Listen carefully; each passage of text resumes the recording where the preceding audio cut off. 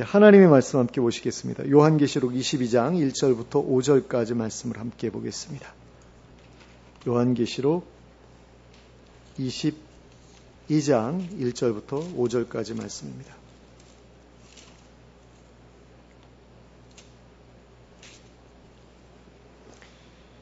함께 읽겠습니다. 시작.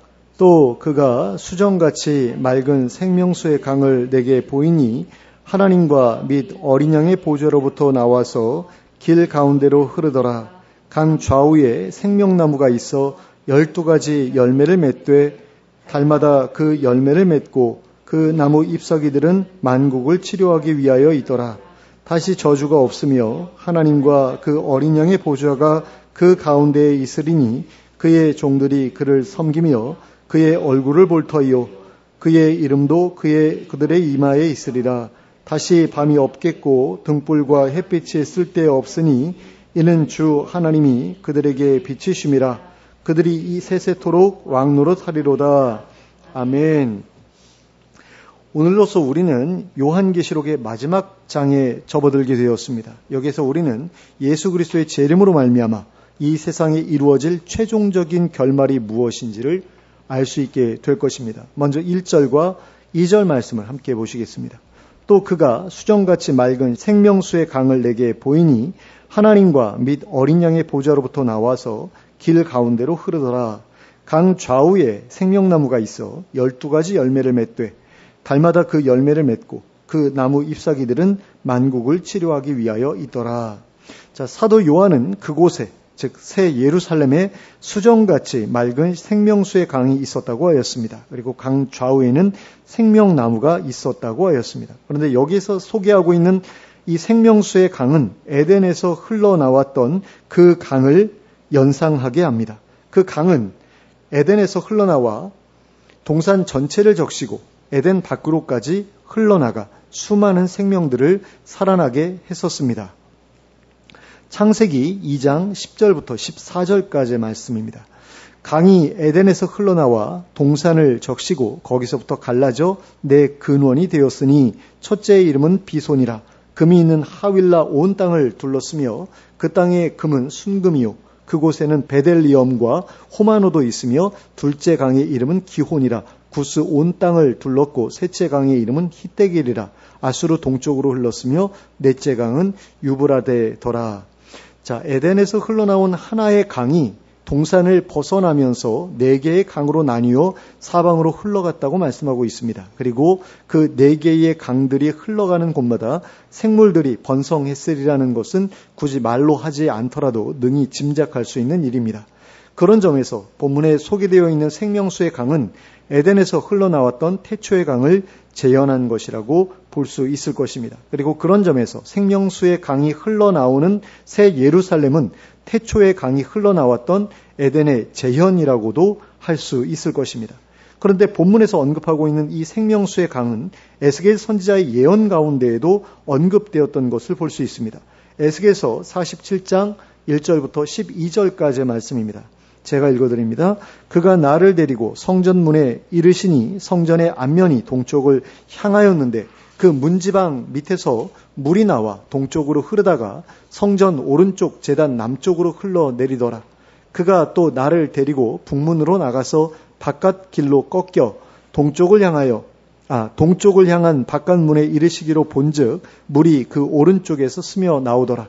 그 사람이 손에 줄을 잡고 동쪽으로 나아가며 천척을 측량한 후에 내게 그 물을 건너게 하시니 물이 발목에 오르더니 다시 천척을 측량하고 내게 물을 건너게 하시니 물이 무릎에 오르고 다시 천척을 측량하고 내게 물을 건너게 하시니 물이 허리에 오르고 다시 천척을 측량하시니 물이 내가 건너지 못할 강이 된지라. 그 물이 가득하여 헤엄칠 만한 물이요 사람이 능히 건너지 못할 강이더라. 그가 내게 이르시되 인자야 내가 이것을 보았느냐 하시고 나를 인도하여 강가로 돌아가게 하시기로 내가 돌아가니 강 좌우편에 나무가 심이 많더라. 그가 내게 이르시되 이 물이 동쪽으로 향하여 흘러 아라바로 내려가서 바다에 이르리니 이 흘러내리는 물로 그 바다의 물이 되살아나리라. 이 강물이 이르는 곳마다 번성하는 모든 생물이 살고 또 고기가 심히 많으리니 이 물이 흘러 들어가므로 바닷물이 되살아나겠고 이 강이 이르는 각처에 모든 것이 살 것이며 또 이 강가에 어부가 설 것이니 엔게디에서부터 에네글라임까지 그물 치는 곳이 될 것이라. 그 고기가 각기 종류를 따라 큰 바다의 고기같이 심히 많으려니와 그 진펄과 개펄은 되살아나지 못하고 소금 땅이 될 것이며 강 좌우가에는 각종 먹을 과실나무가 자라서 그 잎이 시들지 아니하며 열매가 끊이지 아니하고 달마다 새 열매를 맺으리니 그 물이 성수를 통하여 나옴이라. 그 열매는 먹을 만하고 그 잎사귀는 약 재료가 되리라. 자, 여기에서 9절을 보시면 이 강물이 이르는 곳마다 번성하는 모든 생물이 살아나고 또 고기가 심히 많게 될 것이라고 하였습니다. 또 이 물이 흘러 들어가므로 바닷물이 소송함을 얻을 것이고 이 강이 이르는 각처에 모든 것이 살아날 것이라고 하였습니다. 이 강이 흐르는 곳마다 모든 생명이 살아나게 될 것이라는 말씀입니다. 또 12절을 보시면 그 강 좌우가에 각종 먹을 과실나무가 자라서 그 잎이 시들지 아니하며 열매가 끊이지 아니하고 달마다 새 열매를 맺을 것이라고 하였습니다. 그리고 그 열매는 먹을 만하고 그 잎사귀는 약재료가 되리라고 하였습니다. 그리고 이 물이 그렇게 놀라운 생명력을 가지게 된 이유에 대해서는 성소를 통하여 나오는 물이기 때문이라고 하였습니다. 그리고 우리는 이 모든 내용이 본문 1절과 2절의 말씀과 정확하게 일치한다는 것을 알 수 있습니다. 그러니까 에스겔 선지자가 예언했던 그 내용과 지금 요한계시록 22장에 기록되어 있는 그 예언의 말씀이 서로 정확하게 일치한다라는 겁니다. 그리고 우리는 그 강 좌우에 있던 나무가 생명나무였다는 점을 통해서도 새 예루살렘이 하나님께서 재현하신 새로운 에덴이라는 사실을 알 수 있게 됩니다. 그 다음으로는 3절 초반부의 말씀을 보시겠습니다. 다시 저주가 없으며, 자, 새 예루살렘에는 다시 저주가 없을 것이라고 말씀하고 있습니다. 그렇다면 이 저주는 어떤 저주를 말씀하고 있는 것일까요? 창세기 3장 17절 말씀입니다. 아담에게 이르시되 내가 내 아내의 말을 듣고 내가 네게 먹지 말라 한 나무의 열매를 먹었은즉 땅은 너로 말미암아 저주를 받고 너는 내 평생에 수고하여야 그 소산을 먹으리라. 자, 하나님께서는 아담이 하나님께 범죄했을 때 그가 살던 땅을 저주하셨습니다. 그리하여 땅이 아담을 위해 풍성한 소산을 내놓지 못하게 하셨습니다. 아담이 수고하지 않으면 그 소산을 먹을 수 없게 하셨습니다. 땅이 저주를 받기 전까지만 하더라도 아담은 크게 수고하지 않고서도 땅의 소산을 먹을 수 있었다는 이야기입니다. 그런 점에서 이 저주는 결핍의 저주, 궁핍의 저주를 가리키는 것이라고 할 수 있을 것입니다. 그런데 하나님께서 땅을 저주하셨던 것은 이때만이 아니었습니다. 노아의 홍수 때에도 땅을 저주하셨습니다. 창세기 8장 21절 말씀입니다. 여호와께서 그 향기를 받으시고 그 중심에 이르시되 내가 다시는 사람으로 말미암아 땅을 저주하지 아니하리니 이는 사람의 마음이 계획하는 바가 어려서부터 악함이라. 내가 전에 행한 것 같이 모든 생물을 다시 멸하지 아니하리니. 자, 이 말씀은 대홍수가 끝났을 때 노아의 제사를 받으시고 나서 하나님께서 말씀하신 것입니다. 그런 점에서 여기에서 하나님께서 말씀하신 저주는 홍수로 땅 위의 모든 생물을 멸하신 그 일을 가리킨다고 할 수 있습니다. 그러므로 이 저주는 죽음의 저주라고 말할 수 있을 것입니다. 그런데 새 예루살렘에는 이와 같은 저주가 없을 것이라는 말씀입니다. 죽거나 결실하지 못하거나 굶주리게 되거나 하는 일들이 없을 것이라고 말씀하신 것입니다. 그렇다면 반대로 그곳에는 영원한 생명과 풍요로움만이 존재하게 될 것입니다. 그러니 그곳은 인류가 타락하기 이전의 에덴과 같이 지극히 복된 장소임에 틀림이 없을 것입니다. 그 다음으로는 3절 중후반부의 말씀을 보시겠습니다. 하나님과 그 어린 양의 보좌가 그 가운데 있으리니 그의 종들이 그를 섬기며. 자, 하나님과 그 어린 양의 보좌가 그 가운데 있을 것이라고 하였습니다. 새 예루살렘의 중심에 하나님과 어린 양의 보좌가 있을 것이라는 말씀입니다. 그리고 그의 종들이 그를 섬길 것이라고 하였습니다. 그런데 여기에서 사용된 섬긴다라는 단어는 예배한다라는 의미로도 번역할 수 있습니다. 그러니까 하나님의 종들이 거기에서, 즉 새 예루살렘에서 하나님을 예배할 것이라는 말씀이라는 것입니다. 그리고 그 일이야말로 우리가 하나님 나라에 들어가서 하게 될 일 중에서도 가장 중요한 일이라고 할 수 있는 일일 것입니다. 하지만 그렇다고 해서 우리가 하나님 나라에 들어가서 날마다 예배 드리는 일만 하면서 지내게 될 것이라고 생각하지는 마시기 바랍니다. 앞에서도 말씀드렸지만 새 예루살렘은 재창조된 에덴이라고 할 수 있는 장소입니다. 그러므로 우리가 그곳에 들어가게 되면 아담이 에덴에서 하던 일과 비슷한 일을 하면서 살아가게 될 것입니다. 새 예루살렘을 돌보고 관리하는 일을 하게 될 것이라는 말씀입니다. 새 예루살렘은 새로운 에덴이라고 할 수 있는 장소이기 때문입니다. 게다가 그 규모 또한 작지 않기 때문입니다. 요한계시록 21장 16절에는 이런 말씀이 있습니다. 그 성은 네모가 반듯하여 길이와 너비가 같은지라 그 갈대자로 그 성을 측량하니 12,000 스타디온이요 길이와 너비와 높이가 같더라. 자, 이 성이 새 예루살렘 성을 가리키는 거거든요. 그런데 12,000 스타디온이라는 거죠. 길이도 12,000 스타디온, 그리고 너비도 12,000 스타디온. 근데 여기에서 12,000 스타디온은 킬로미터로 환산하면 2200km에 해당한다고 합니다. 그런데 사방이 2200km라고 하면 그 면적이 484만 제곱킬로미터가 됩니다. 그리고 이것은 캐나다나 중국이나 미국의 국토 면적의 약 절반에 해당하는 면적입니다. 그러니까 캐나다, 중국, 미국의 영토가 거의 비슷하거든요. 거의 900 몇십만이에요. 900 몇십만 제곱킬로미터인데 그 절반에 해당하는 크기라는 거죠. 새 예루살렘의 크기가. 그러니까 무슨 성이 이렇게 큰 성이 있을까라는 그런 생각이 드는데 이렇게 넓은 장소에서 살아가게 된 우리가 그곳에서 과연 무슨 일을 하면서 살아가겠느냐라는 거죠. 그 지역을 관리하면서 살아가게 될 것이라는 말씀입니다. 5절에 기록된 것처럼 예수님과 더불어 왕노릇하며 살아가게 될 것이라는 것입니다. 그곳에서 누군가를 다스리는 일을 하면서 살아가게 되리라는 것입니다. 그런 일들과 더불어서 하나님께 예배하는 일들도 하게 된다는 것입니다. 그러므로 날마다 하루 종일 하나님을 예배하는 일만 하게 되지는 않을 것입니다. 아마도 구약시대의 제사장들이 했던 것처럼 정해진 시간에 맞추어서 아침과 저녁에 한 번씩만 예배를 드리게 되지 않을까 싶습니다. 그러므로 천국에 들어가게 되면 다른 일은 아무것도 못하고 오직 예배만 드리면서 살아가게 되지는 않을까 하고 염려하지 마시기 바랍니다. 그리고 그렇게 살아가는 게 얼마나 지겨울까 하는 걱정도 하지 마시기 바랍니다. 저는 이런 걱정을 예전에 했었거든요. 어렸을 때 신앙생활 처음 시작했을 때 야, 하나님 나라에 들어가면 천국에 가면 예배만 드리면서 산대 이러는데 그 나이에 예배가 늘 즐겁지는 않잖아요. 좀 지겹고 그러지 않습니까? 그래서 야, 그거 지겨운데 거기 꼭 가야 되나 이런 생각을 했던 적도 있거든요. 근데 그렇지 않다라는 거죠. 자, 하나님 나라에서의 삶은 절대로 지겨운 삶이 되지 않을 것입니다. 우리가 기대하는 것보다 훨씬 더 즐겁고 재미있는 삶이 될 것입니다. 그러므로 그곳에서의 삶을 간절히 기대하고 소망하시기 바랍니다. 하나님께서는 절대로 우리의 기대를 실망시키지 않으실 것입니다. 그 다음으로는 4절 말씀을 보시겠습니다. 그의 얼굴을 볼 터이요 그의 이름도 그들의 이마에 있으리라.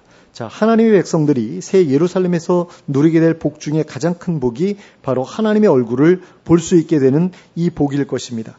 죄 있는 육신을 입고 있는 사람은 절대로 하나님을 볼 수 없습니다. 그런 상태에서 하나님을 보게 된다면 반드시 죽게 될 것이기 때문입니다. 그러나 죄 있는 육신을 벗고 새로운 육신을 입게 된 사람은 하나님을 직접 볼 수 있게 될 것입니다. 그리고 그 결과 하나님을 지금보다 훨씬 더 잘 알게 될 것입니다. 귀로 듣기만 했던 하나님을 직접 눈으로 보아 알게 될 것이기 때문입니다. 이러한 일에 대해 바울 사도는 다음과 같이 말하고 있습니다. 먼저 고린도전서 3장 12절 말씀입니다. 우리가 지금은 거울로 보는 것 같이 희미하나 그때에는 얼굴과 얼굴을 대하여 볼 것이요 지금은 내가 부분적으로 아나 그때에는 주께서 나를 아신 것 같이 내가 온전히 알리라. 자, 거울로 보는 것처럼 희미하다라고 얘기를 하고 있는데 그 당시에는 이제 황동으로 된 거울을 썼잖아요. 그래가지고 아무리 이렇게 깨끗하게 해도 그렇게 지금 우리가 사용하는 거울처럼 선명하게 보이지는 않았거든요. 근데 또 유튜브에 보니까요. 어떤 사람이 그 황동으로 정말 그 거울처럼 반짝반짝반짝거리게 만들어가지고 해놓은 것을 본 적이 있는데, 희미하지 않더라고요. 그렇게까지 선명하게 연마할 수 있으면 지금의 거울과 별로 그렇게 차이가 없겠다라는 그런 생각이 들 정도였는데, 그 당시 기술로는 어려웠을 거라는 거죠. 바울 시대의 기술로는 그렇게까지 황동으로 그렇게 번쩍거리게 만들지는 못했을 거다라는 겁니다. 그래서 지금은 거울로 보는 것처럼 그렇게 황동 거울로, 고대의 황동 거울로 보는 것처럼 그렇게 선명하지 않지만, 앞으로 이제 직접 하나님을 뵙게 될 날이 올 것이다. 그러면 하나님을 온전히 알게 될 것이다 라고 지금 바울 사도가 이야기하고 있다는 겁니다. 그 다음으로는 고린도후서 3장 18절 말씀입니다. 우리가 다 수건을 벗은 얼굴로 거울을 보는 것 같이 주의 영광을 보매 그와 같은 형상으로 변화하여 영광에서 영광에 이르니 곧 주의 영으로 말미암음이니라. 자, 수건을 벗은 얼굴로 거울을 보는 것 같이 주의 영광을 보매 라고 얘기를 하고 있는데, 그런 거울로 보더라도 주의 영광은 너무나 빛나고 있기 때문에 아마 일부러 이렇게 표현한 게 아닌가라는 생각이 듭니다. 만약에 오늘날 우리가 사용하고 있는 거울로 주의 영광을 보게 되면 눈이 멀게 되지 않을까. 근데 그런 황동 거울이기 때문에 그래도 그 정도로 타격을 입지는 않게 될 것이다라는 어떤 그런 의미에서 이런 식으로 표현한 게 아닌가라는 그런 생각이 듭니다. 근데 이 말씀의 요지가 뭐냐면요, 하나님의 영광을 본 사람들은 하나님의 영으로 말미암아 하나님과 같은 형상으로 변화하여 영광스럽게 될 것이라는 말씀입니다. 그런 점에서 하나님의 얼굴을 보게 된다는 것은 피조물인 우리들에게 있어서 너무나 큰 선물이자 복이 아닐 수가 없습니다. 그러니까 하나님을 보게 되면 그 하나님의 그 영광이 나를 변화시켜서 나도 영광스럽게 만든다라는 거죠. 그러니까 하나님을 보는 게 얼마나 귀한 복인가라는 그런 이야기입니다. 그리고 그때가 되면 그의 이름이 우리의 이마에 있을 것이라고 하였습니다. 이것은 우리가 하나님의 소유로 인침을 받고 그분의 보호하심 가운데 거하면서 누구도 해칠 수 없는 안전한 삶을 살아가게 되리라는 말씀입니다. 그런데 이사야 선지자도 하나님의 백성들이 하나님 나라에서 이와 같은 삶을 살아가게 될 것을 예언한 바 있습니다. 이사야서 65장 17절부터 25절까지의 말씀입니다. 제가 읽어드리겠습니다. 보라, 내가 새하늘과 새 땅을 창조하나니 이전 것은 기억되거나 마음에 생각나지 아니할 것이라. 너희는 내가 창조하는 것으로 말미암아 영원히 기뻐하며 즐거워할지니라. 보라, 내가 예루살렘을 즐거운 성으로 창조하며 그 백성을 기쁨으로 삼고 내가 예루살렘을 즐거워하며 나의 백성을 기뻐하리니 우는 소리와 부르짖는 소리가 그 가운데에서 다시는 들리지 아니할 것이며 거기는 날수가 많지 못하여 죽는 어린이와 수완이 차지 못한 노인이 다시는 없을 것이라. 곧 100세에 죽는 자를 젊은이라 하겠고 100세가 못되어 죽는 자는 저주받은 자이리라. 그들이 가옥을 건축하고 그 안에 살겠고 포도나무를 심고 열매를 먹을 것이며 그들이 건축한 데에 타인이 살지 아니할 것이며 그들이 심은 것을 타인이 먹지 아니하리니 이는 내 백성의 수완이 나무의 수완과 같겠고 내가 택한 자가 그 손으로 일한 것을 길이 누릴 것이며 그들의 수고가 헛되지 아니하겠고 그들이 생산한 것이 재난을 당하지 아니하리니 그들은 여호와의 복된 자의 자손이요 그들의 후손도 그들과 같은 것임이라. 그들이 부르기 전에 내가 응답하겠고 그들이 말을 마치기 전에 내가 들을 것이며 이리와 어린 양이 함께 먹을 것이며 사자가 소처럼 짚을 먹을 것이며 뱀은 흙을 양식으로 삼을 것이니 나의 성산에서는 해함도 없겠고 상함도 없으리라. 여호와께서 말씀하시니라. 자, 새하늘과 새 땅을 창조한 다음에 예루살렘을 즐거운 성으로 창조할 것이다 라고 말씀하고 있는 것을 보게 됩니다. 그러니까 그곳이 결코 지겨운 장소가 되지 않을 것이다 라는 것을 이 말씀을 통해서 우리가 알 수 있게 되죠. 그리고 거기서는 단명하는 자가 없을 것이다 라고 말씀하고 있는데 이건 그때의 표현이고 요한계시록에서는 이제 영생을 말씀하고 있죠. 그리고 마지막에 이제 말씀하고 있는 게 나의 성산에서는, 그러니까 새 예루살렘에서는 해함도 없을 것이고 상함도 없을 것이다 라는 겁니다. 하나님의 완전한 보호가 그들과 함께하게 될 것이다. 그래서 오직 안전하고 평화롭고 즐겁고 기쁘기만 한 삶이 그곳에서 주어질 것이다 라는 그런 말씀입니다. 그러니 이렇게 좋은 새 예루살렘을 사모하는 여러분들이 되시기 바랍니다. 그리고 그곳에 어울리는 존재로 자신을 변화시켜 가시기 바랍니다. 누군가를 해하거나 상하게 하는 일과는 조금도 상관없는 삶을 살아가시기 바랍니다. 그리하여 그곳에 어울리는 자로 하나님께 인정을 받는 여러분들이 되시기를 예수님의 이름으로 부탁드립니다. 그 다음으로 5절 말씀을 보시겠습니다. 다시 밤이 없겠고 등불과 햇빛이 쓸데없으니 이는 주 하나님이 그들에게 빛이시며 그들이 세세토록 왕노릇하리로다. 그곳에는 다시 밤이 없을 것이고 등불과 햇빛도 쓸데없을 것이라고 하였습니다. 왜냐하면 하나님의 영광이 우리에게 해처럼 비칠 것이기 때문이라는 것입니다. 하나님의 영광이 그곳에서 찬란히 빛날 것이기 때문에 다른 빛이 필요 없게 될 것이라는 말씀입니다. 그리고 우리가 세세토록 왕노릇할 것이라고 말씀하고 있습니다. 하나님의 통치를 위임받아 예수님과 더불어 왕노릇하며 살아가게 되리라는 것입니다. 그러면 우리는 누구를 대상으로 왕노릇하며 살아가게 되는 것일까요? 하나님의 다른 피조물들을 대상으로 왕노릇하며 살아가게 되는 것입니다. 아담과 하와가 에덴에서 했던 것과 같이 하나님의 다른 피조물들을 다스리며 살아가게 되리라는 말씀입니다. 그런 점에서 우리는 이 땅에서부터 그 일을 배우고 훈련해야 할 필요가 있습니다. 하나님의 다른 피조물들을 다스리는 법을 배우고 훈련해야 한다라는 것입니다.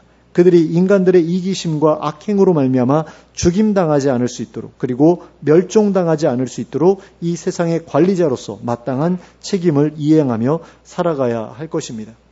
그래서 자연을 망치는 어떤 그런 과도한 개발에 대해서 기독교인들은 좀 반대할 필요가 있거든요. 그런데 우리가 살고 있는 지역이 개발된대 라고 그러면 기독교인이고 뭐 기독교인 아니고 그냥 정신이 나가버리는 것 같아요. 야, 땅값이 얼마나 오를까? 이거부터 이제 생각을 한다라는 거죠.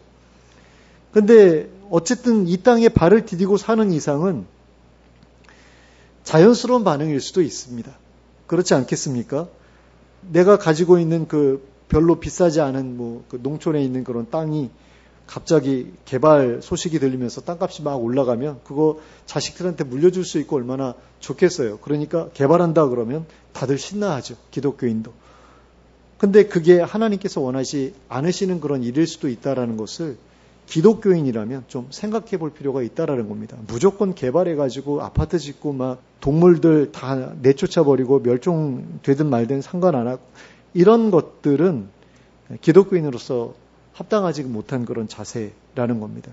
그래서 정말로 우리가 하나님 나라를 생각하고 새 예루살렘에서 예수님과 더불어서 왕노릇하면서 살아갈 것을 생각한다면 이런 일들에 대해서도 어느 정도 관심을 가지고 모든 이 땅에서의 결정에 그런 부분들을 고려할 수 있어야 된다는 거죠.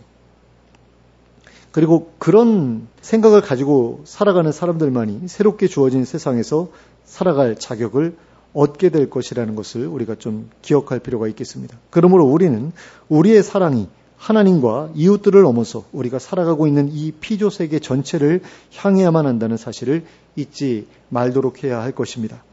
이제 말씀을 정리하겠습니다. 지난주에 살펴보았던 것처럼 하나님의 심판이 끝나게 되면 이 세상은 하나님의 재창조를 거쳐서 새로운 하늘과 새 땅으로 변화하게 될 것입니다. 그리고 하늘로부터 그곳으로 새 예루살렘이 내려오게 될 것입니다. 그리하여 에베소서 1장 10절에서 말씀하고 있는 바와 같이 하늘에 있는 것이나 땅에 있는 것이 다 그리스도 안에서 통일되게 하시는 일이 완성될 것입니다. 그리고 하나님의 심판을 통과한 사람들은 새 예루살렘에 들어가서 그곳에서 영원히 평안하고 안전하게 살아갈 것입니다.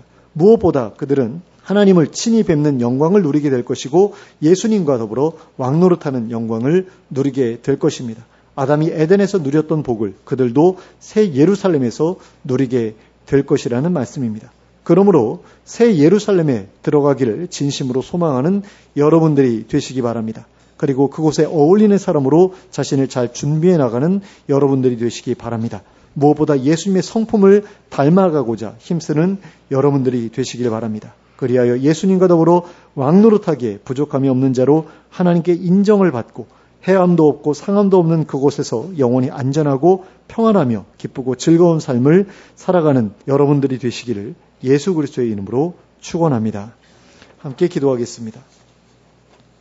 사랑과 은혜가 풍성하신 하나님 아버지, 저희가 앞으로 살아가게 될 새 예루살렘이 어떤 곳인지를 저희에게 알려주시니 감사합니다. 저희가 그곳이 어떤 곳인지를 더 자세히 알아갈 수 있도록 도와주시옵소서. 그리하여 저희로 하여금 그곳에 들어가기를 진심으로 소망하게 하여 주시옵소서. 저희로 하여금 그곳에 어울리는 사람으로 스스로를 준비해 가게 하시고 마침내 하나님의 심판을 통과하여 그곳에 들어가게 하여 주시옵소서. 그리고 예수님과 함께 영원히 왕노릇하는 영광을 누리게 하여 주시옵소서. 예수 그리스도의 이름으로 기도하였습니다. 아멘.